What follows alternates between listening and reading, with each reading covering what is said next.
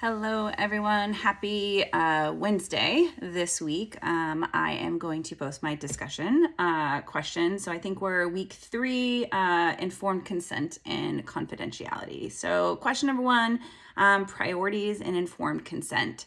So, informed consent involves the right of clients to be informed about their therapy and make independent decisions pertaining to their care. And so I see it as a shared discussion-making process where it just sort of informs the client or patient, as well as sort of sets the expectation or sort of what is being sought or someone is seeking through the reaching out for therapy, for instance.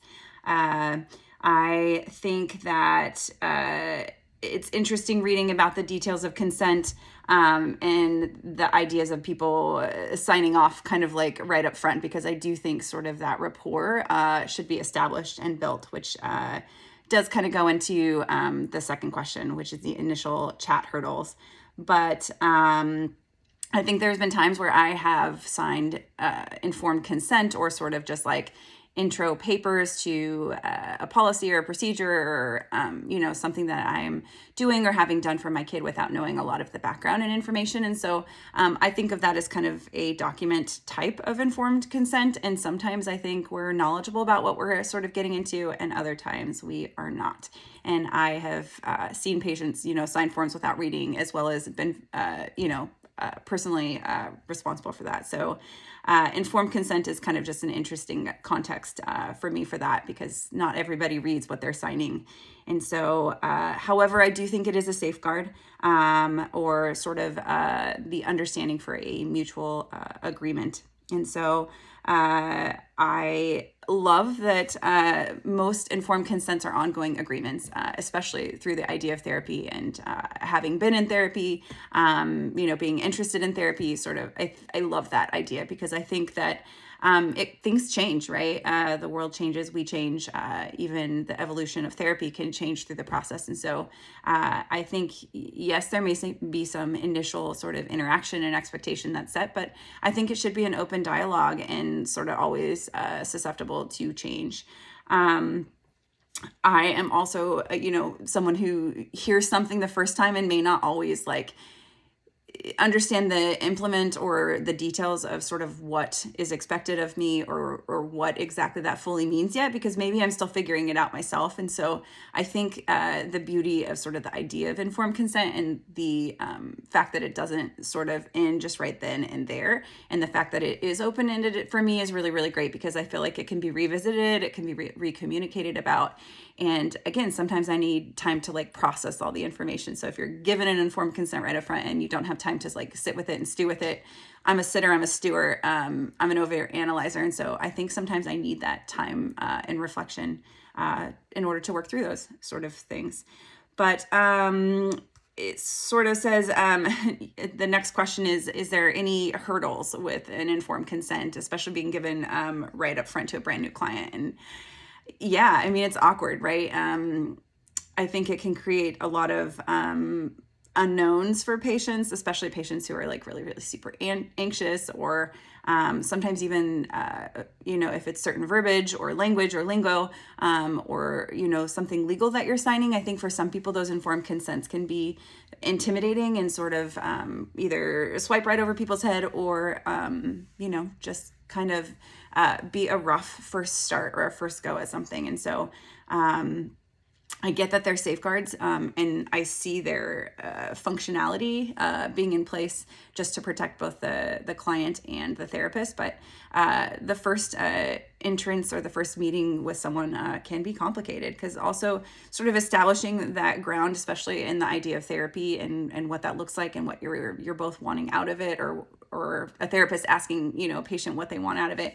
Maybe it's not always clear. So that first conversation is a little awkward. And I think the fact that it is an ongoing discussion is why an informed consent works for me, right? It's not an end all be all. However, what that does for everybody, may vary. Let's see. I'm looking at my notes because my brain is all over the place this week. But I guess the reality of our world is that we need those safeguards. So I think having an informed consent is still super, super important. But again, I do see where it can cause anxiety or be intimidating for a patient, and may sort of be a weird start to establishing a relationship with a new therapist or a new client. And so it's kind of a hard conversation to have up front, is my first initial thought on informed consent. But I do see the validity of them being a thing, especially in healthcare. And number three is the ongoing conversation. And so again, I love that aspect with an informed consent. At any point in time, especially in therapy, things can change. Or say you work through one hurdle, but one hurdle opens another door to another hurdle. And so I think with mental health issues, it should always be, subject to ongoing change, especially just the evolution of things, time, interactions. Everything is constantly changing. The time of day is constantly changing. So I don't think that it needs to be sort of set in stone, regimented sort of piece. Circumstances, interactions, problems, concerns, thoughts, emotions, all things can change. All things can be influenced. There can be good days, there can be bad days. So I think having it be an open-ended discussion is important. And so those are my thoughts on informed consent. Now we're going to talk about confidentiality. So the sacred trust, confidentiality, is so important in healthcare, right?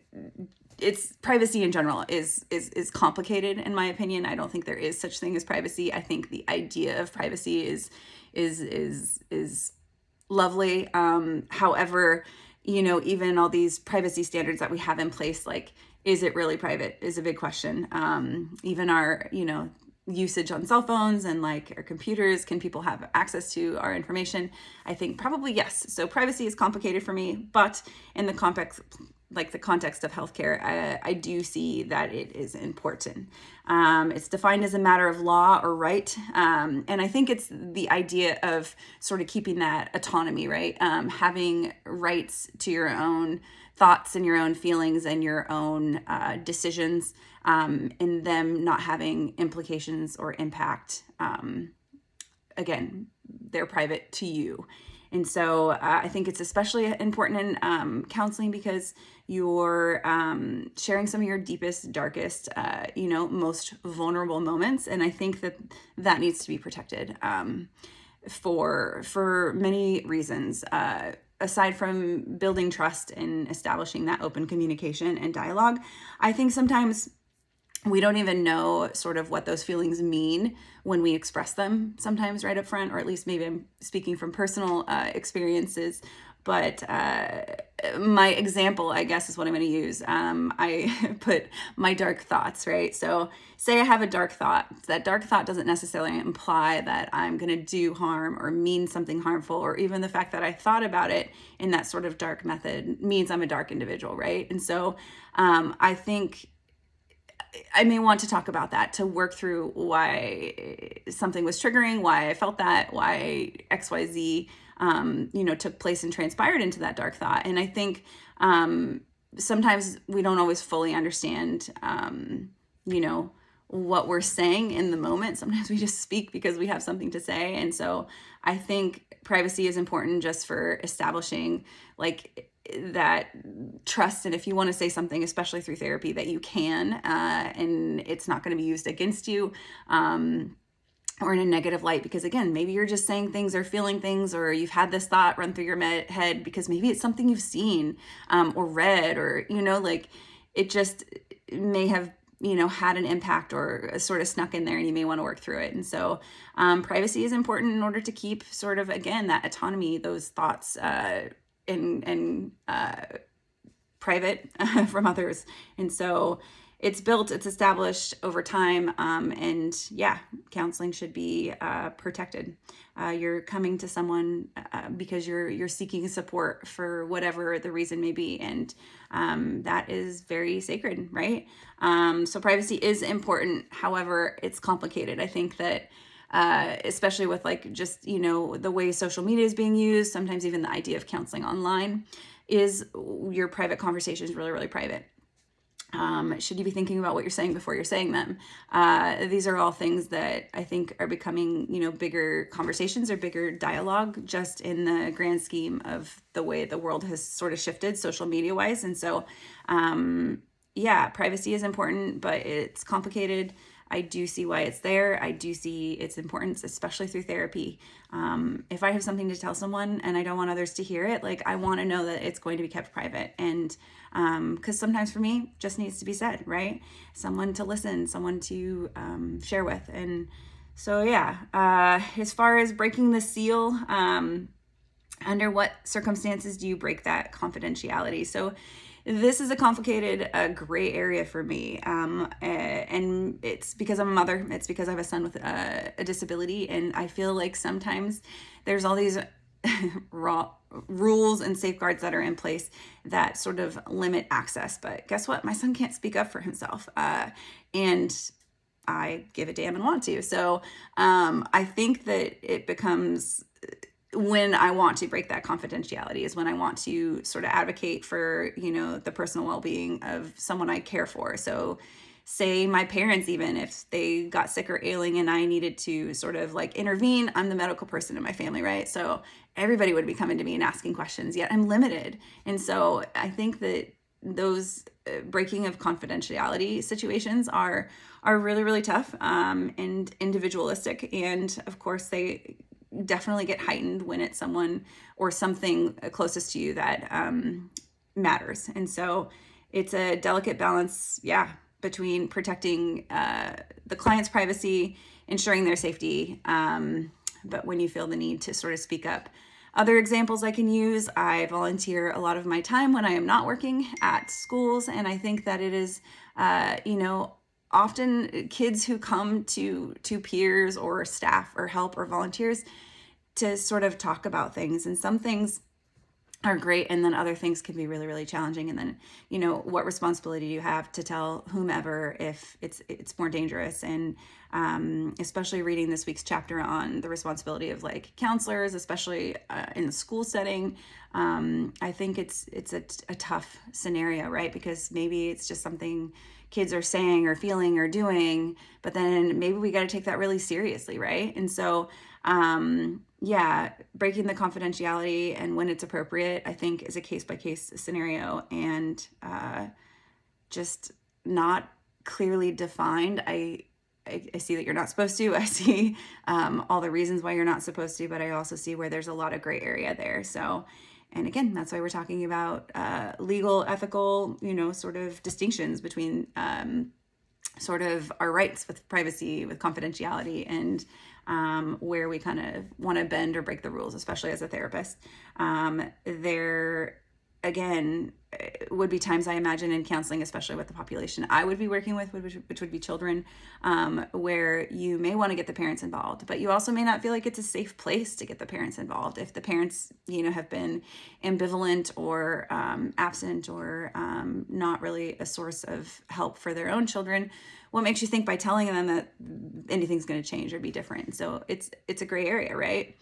So that's my thought on breaking the seal, breaking confidentiality, and finding the balance between the two: safety, privacy, and first and foremost, right, the client, the patient, the disabled kid who can't defend themselves, right? So as a peacekeeper, I want to try and keep the peace. As a volunteer, I want to protect those kids.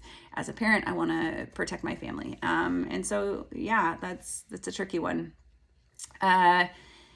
The last question of the day, and boy, this is long, sorry, but boundaries with minors. So this was, again, the most interesting read in the last couple chapters. It is fascinating to think of how we protect our children as parents, but also maybe the parents that aren't doing as great of a job at that, right? Or sort of have a different parenting approach, and they're sort of standoffish. Like, how are kids being protected? And if they come to someone for help, whether it be a teacher, whether it be a therapist, whether it be, a counselor, and they tell us something deep and dark, and we need to, protect them, but also I get that they have parents who are in charge of them and taking care of them. What do you do in the situation where it's not a good scenario? Becomes all the gray for me. And so ethically, legally, I think I go back to, again, the case-by-case scenario where you have to sort of navigate these boundaries for the best interest of all. And that can be very, very tough. I also think people who work with minorities have a big challenge, whether it be disability minorities, whether it be, children minorities, or, even elderly as a minority population. Who's looking out for these people? What is the right intention? And how to go about it can be tricky. So Minors was a great read. Very fascinating, especially if I were to go into counseling. I would want to do, something in a school setting. And so I read that, one counselor can have over 400 kids depending on the size of the school. And their role really is complex. Whew. I guess I underestimated sort of how much they have to sort of entertain and think about constantly. And so the last thing I just wanted to say, there seems to be an oxymoron with regards to establishing therapy with minors or helping professionals and parental rights in situations of neglect or again, the parents that aren't actively involved. And so I think there's so much gray in the minority section. I would hope if I were a counselor, I would just do my due diligence to try and, take a case by case.